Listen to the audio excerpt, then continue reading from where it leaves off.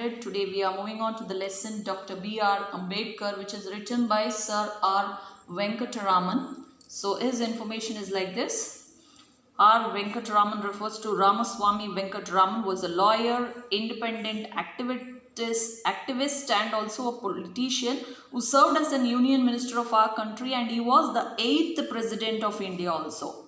He was the president of India. He has served as an Indian president there, and he was a union minister also, and he worked for the independence of India also. He was a great lawyer there. He has written in the memory of Dr. B.R. Ambedkar's. So the man and his message is the book which has been written. Dr. B.R. Ambedkar, the man and his message is the book written by Sir R. Venkataraman. So this book has been in the commemorative volume there, actually in the memory of him. It has been written there. So he has been given, Dr. Ambedkar was being given a Bharata Ratna posthumously. They are saying posthumously means after death he has been given the Bharata Ratna because of his great service he has done to the nation there. So what is the service he has given to the nation? Why today also he is being recognized as a great personality to the upcoming youths and all there? Let us see to this. And he is considered as the member of the drafting committee there. He is one of the member of the drafting committee because he has given this constitution. He has given the written constitution of Indian in the Indian history there. So what is that constitution? Who has been made him as a drafting committee chairman there, and who are the other personalities who also joined with him to serve the nation for constructions of the constitution there. Constitution ಅಂದ್ರೆ ಇಲ್ಲಿ ಕಾನೂನು ಅಥವಾ law books ಅಥವಾ judicial activities ಅಂತ ಕರಿತೀವಲ್ಲ, ಇದನ್ನೆಲ್ಲ ಬರೆದಂಥ ವ್ಯಕ್ತಿಯಾಗಿರ್ತಾರೆ. So today will be studying about his information there. So this personality that is the president of India has written about him ಅಂದರೆ you should be thinking why that person has become so famous ಅಂತ, because such a big activity he has given to the nation there, especially ಇಂಡಿಯನ್ಸ್ಗೆ ಅದು ತುಂಬ ಇಷ್ಟ ಆಗಿರುವಂಥ ಕೆಲಸಗಳನ್ನ ಮಾಡಿದ್ದಾರೆ. So ಅಂಥದ್ದೇನು ಕೆಲಸಗಳು ಅಂತ ನೋಡೋಣ. And I think suppose if you are having a textbook only, it will be easy for you to understand. Hope you are having the textbooks there. Got it? Yes. Before going to the unit, here is one before reading task for you. One poem is there, very interesting poem there. So what is it? Let us see to that. Not gold, but only men can make a nation great and strong. Men who for truth and honor's sake stand fast and suffer long. Brave men who work while others sleep, who dare while others fly. They build a nation's pillars deep and lift them to the sky. So this is a poem written by Raphael, one of the English writer there.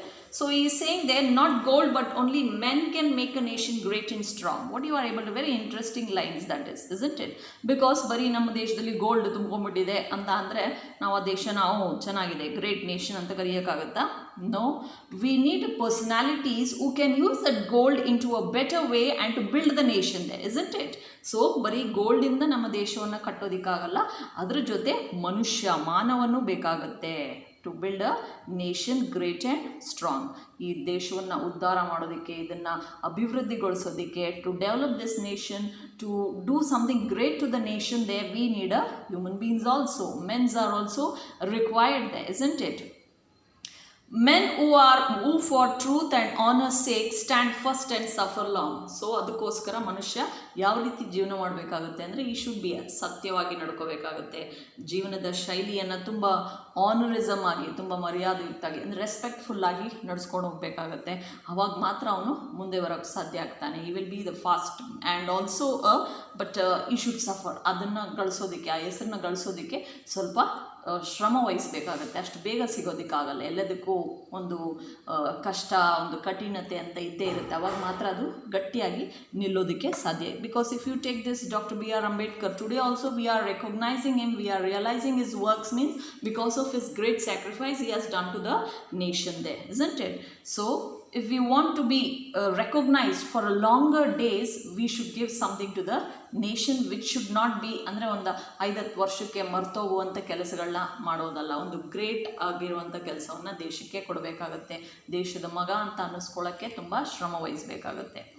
Brave men who work while others sleep, who dare while others fly, they build a nation's pillars deep and lift them to the sky. there brave men, ತುಂಬ ಧೈರ್ಯವಂತರು. ಹೆಂಗೆ ಕೆಲಸ ಮಾಡ್ತಾರೆ ಅಂದರೆ ಬೇರೆಯವ್ರು ಮಲಗಿರ್ಬೇಕಾದ್ರೂ ಸಹ ಅವರು ಕೆಲಸ ಮಾಡ್ತಾರೆ. ಅಂದರೆ ಅವ್ರು ಮಲ್ಕೊಳ್ಳಲ್ವಾ ಅಂತ ಅಲ್ಲ, when they are taking rest, some of them just they will be passing on their time there, isn't it? ಸುಮ್ಮನೆ ಸೋಂಬೇರಿಗಳ ಥರ. ಅಂದರೆ ಇವಾಗಿನ ಪರಿಸ್ಥಿತಿ ತೊಗೊಂಡ್ರೆ ಕರೋನಾ ಹಂಗೆ ಹಿಂಗೆ ಅಂದ್ಕೊಂಡು ತುಂಬ ಜನ ಅದರದ್ದೇ ಕಾರಣ ಹೇಳ್ಕೊಂಡು we are not at all working for anything extra there, ಏನು ಕೆಲಸ ಮಾಡೋಕ್ಕಾಗಲಿ ಹುಡ್ಕೊಂಡು ಹೋಗೋದಾಗಲಿ ಈ ಥರದ್ದೇನೂ ಮಾಡ್ತಾಯಿಲ್ಲ ನಾವು. ಆದರೆ ನಾವು ನಮ್ಮಲ್ಲೇ ಏನಾದರೂ ಒಂದು ಬೇರೆ ಥರದ ಕೆಲಸ ಕಾರ್ಯಗಳನ್ನ ಹುಡ್ಕೋಬೇಕಾಗತ್ತೆ. ನಾವು ಉದ್ಧಾರ ಆಗಬೇಕು, ನಮ್ಮ ಫ್ಯಾಮಿಲಿ ಉದ್ಧಾರ ಆಗಬೇಕು, ನಮ್ಮ ದೇಶ ಮುನ್ನಡಿಬೇಕು, ಇದರಿಂದನೇ ಹಿಂದುಳಿಬಾರ್ದು ಅಂತ ಅಂದ್ಕೊಂಡು ಒಂದಲ್ಲ ಒಂದು ಕೆಲಸವನ್ನು ಹುಡ್ಕೊಂಡು ಮಾಡಬೇಕಾಗುತ್ತೆ, ಹೌದಲ್ವಾ? ಸೊ ಅದೇ ರೀತಿ ಬ್ರೇವ್ ಮೆನ್, ಧೈರ್ಯವಂತ, ಬೇರೆಯವ್ರು ಮಲಗಿರ್ಬೇಕಾದ್ರೆ ಕೆಲಸ ಮಾಡ್ತಾನೆ.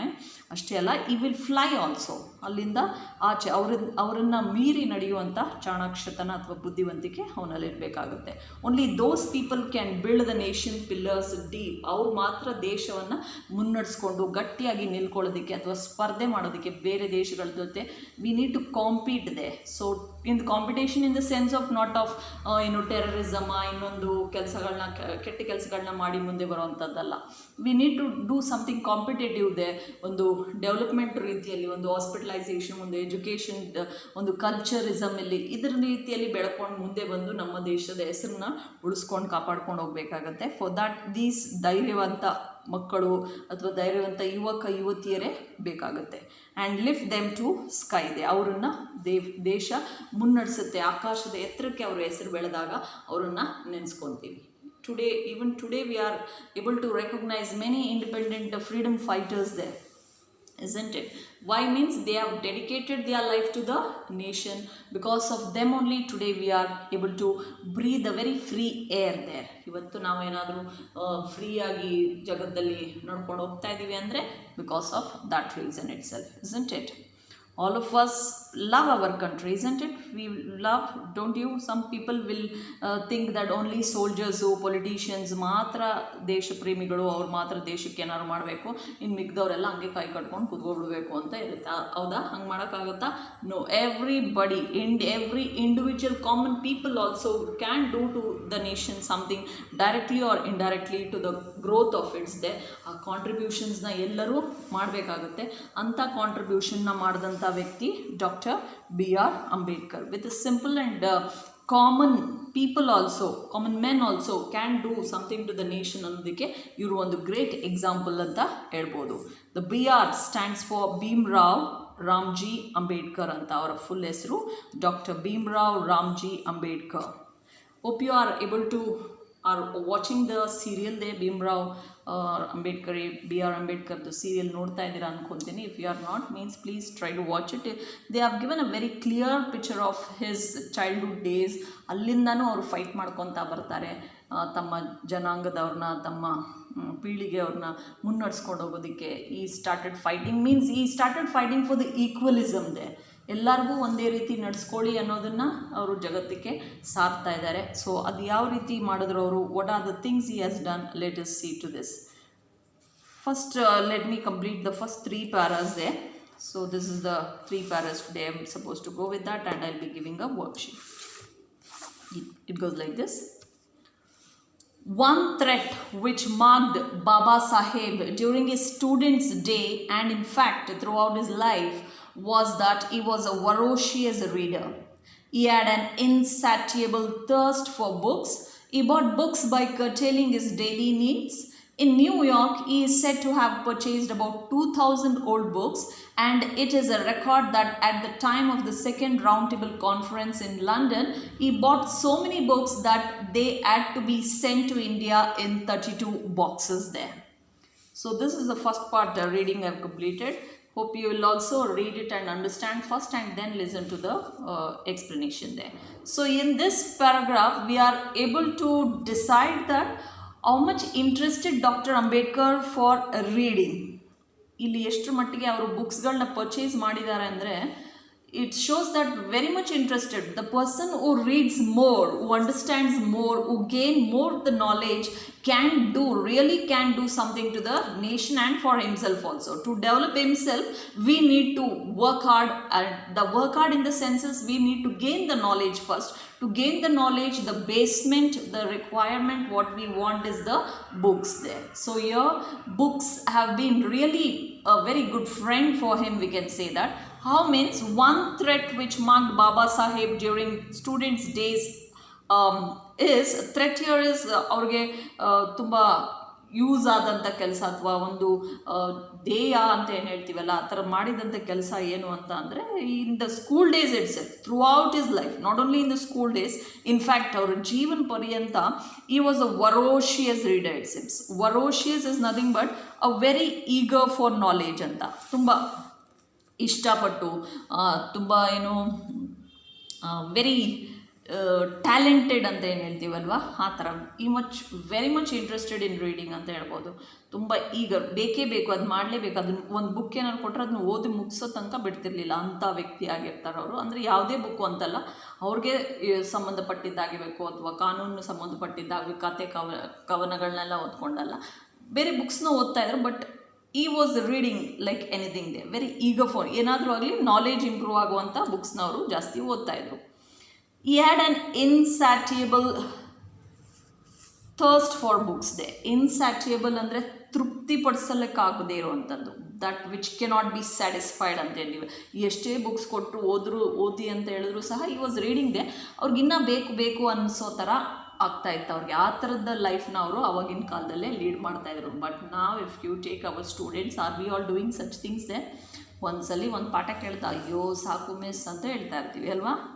No, we should not. If you want to do something to your family, to yourself, to build yourself means first we should gain the knowledge there. That will be done through books, by gaining the knowledge there. Yes. So he had an insatiable thirst. ತೃಪ್ತಿ ಪಡಿಸದೇ ಇರೋಕ್ಕಾಗದೇ ಇರೋಷ್ಟು ಆಸೆ ಇತ್ತು ಅವ್ರಿಗೆ ಓದಬೇಕು ಅಂತ. He bought books by curtailing his daily needs. Curtailing ಅಂತ ಅಂದರೆ ಇಲ್ಲಿ ಅವ್ರಿಗೆ ಜೀವನದಲ್ಲಿ ಕಟ್ ಶಾರ್ಟ್ ಮಾಡುವಂಥದ್ದು. ಅಂದರೆ ಜೀವನದಲ್ಲಿ ಏನಾದ್ರು ಊಟಕ್ಕೆ ಬಟ್ಟೆಗೆ ಏನಾದ್ರು ದುಡ್ಡು ಕೊಟ್ಟರೆ, ಯಾರಾದರೂ ತೊಗೊಳಪ್ಪ ಇದು ಊಟ ಮಾಡ್ಕೊ, ಇದು ಬಟ್ಟೆ ತೊಗೊ ಅಂತ ಏನಾದ್ರು ಕೊಟ್ಟರೆ, he was not going with that, he was going with books it seems. ಅದನ್ನು ಕಟ್ ಶಾರ್ಟ್ ಮಾಡಿ ಬುಕ್ಸ್ನ ತೊಗೊಳ್ತಾ ಇದ್ರಂತೆ. ದಿನಕ್ಕಿಷ್ಟು ಅಂತ ಯಾರಾದರೂ ಕೊಟ್ಟರೆ ಊಟಕ್ಕೆ ಅಂತೇಳಿ ಅವರು ಒಂದೊತ್ತು ಊಟ ಮಾಡ್ಕೊಂಡು ಇನ್ನು ಮಿಕ್ಕಿದ ದುಡ್ಡನ್ನು ಮಿಕ್ಕಿದ 1 ಹೊತ್ತು 2 ಹೊತ್ತು ಅವರು ಉಪವಾಸ ಮಾಡಿ ಅದರಲ್ಲಿ ಬುಕ್ಸ್ ತೊಗೊಂಡು ಓದ್ತಾ ಇದ್ರಂತೆ. ದಟ್ ಮಚ್ ಇಂಟ್ರೆಸ್ಟೆಡ್ ಈ was. In New York, he is said to have purchased about 2,000 old books, it seems. So, New York ಅಲ್ಲಿ ಹೋಗಿದ್ದಾಗ ಅವರು 2,000 old booksನ ಪರ್ಚೇಸ್ ಮಾಡಿ, not 1 or 2 books, it is around 2,000. And it is also one more example they are saying, and it is a record that at the time of a second round table conference in London, ಅಲ್ಲಿ ನಡಿಬೇಕಾದ್ರೆ round table ಕಾನ್ಫರೆನ್ಸ್ಗಳು ನಡೀತಾ ಇರುತ್ತೆ ವರ್ಲ್ಡಲ್ಲಿ, ಆವಾಗ ಇವ್ರನ್ನ ಕರೆದಿರ್ತಾರೆ. ಇವರು ಹೋಗಿದ್ದಾಗ he bought so many books that they had to be sent to India in 32 boxes. ನಾವು ಬೇರೆ ದೇಶಗಳಿಗೆಲ್ಲ ಹೋದ್ರೆ ಏನು ಮಾಡ್ತೀವಿ, ಅದು ಇದು ವಾಚ್ ಅಂತೆ, ಬಟ್ಟೆ ಅಂತೆ, ಶೂಸ್ ಅಂತೆಲ್ಲ ಪರ್ಚೇಸ್ ಮಾಡ್ಕೊಂಡು ಬರ್ತೀವಿ. ನೋ, ಬಟ್ ಈ was not like that. When he went to New York also, at that time also he purchased around 2,000 old books. Not only that, when he had been to London, there also he took a 32 boxes of books, it seems, where it should be sent in the boxes there. Have you understood the first para? Hope you have understood. I am moving on to the second para. It is important to record here one major influence on Dr. Ambedkar. While in the USA, he was drawn to the 14th Amendment of the Constitution of the USA, which gave freedom to the black Americans. He saw at once the parallel of the situation for the depressed classes in India.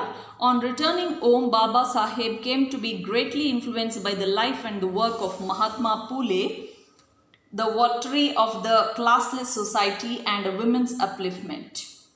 The need as well as the feasibility of reform impressed itself on Baba Saheb's mind, and he decided to devote all his time and talent for the ameliorations of his underprivileged brethren.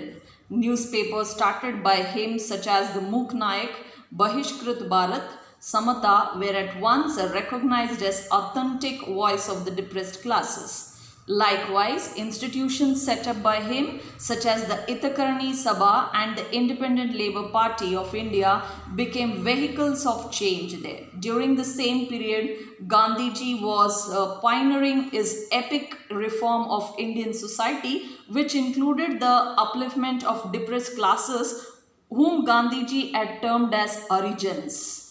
So this is the second paragraph reading I completed.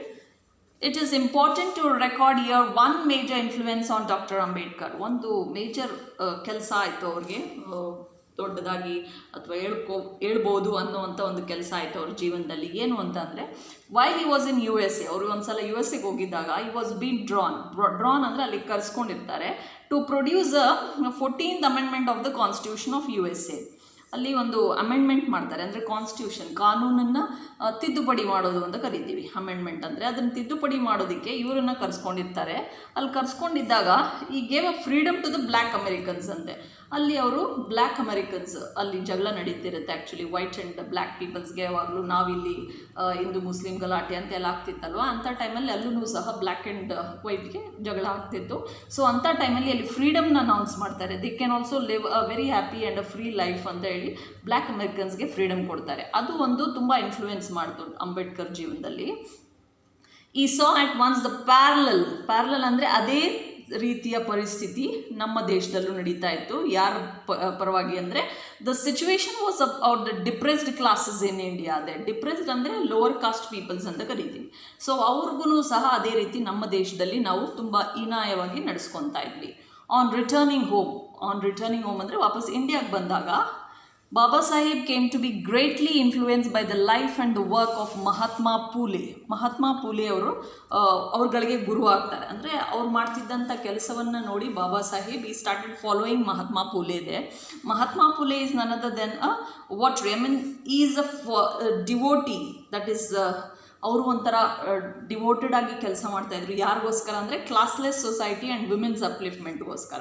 ಇವರು ಸಹ ಮಹಿಳೆಯರ ಸಬಲೀಕರಣ ಮಾಡೋದಕ್ಕೆ, ಮಹಿಳೆಯರನ್ನ ಉದ್ಧಾರ ಮಾಡೋದಕ್ಕೆ, ಅಭಿವೃದ್ಧಿ ಮಾಡೋದಕ್ಕೆ ಅಷ್ಟೇ ಅಲ್ಲ, ಕ್ಲಾಸ್ಲೆಸ್ ಸೊಸೈಟಿ ಅಂದರೆ ಡಿಪ್ರೆಸ್ಡ್ ಕ್ಲಾಸಸ್ ಪರವಾಗಿ ಇವರು ಸಹ ಹೋರಾಟ ನಡೆಸ್ತಾ ಇರ್ತಾರೆ. ಸೊ ಅವರ ಜೊತೆ ಇವರು ಸೇರಿಕೊಂಡು ಅವ್ರು ಮಾಡ್ತಿದ್ದಂಥ ಕೆಲಸಗಳು ಇವ್ರಿಗೆ ಇಷ್ಟ ಆಗುತ್ತೆ. He has been influenced by him and treated him as his guru there.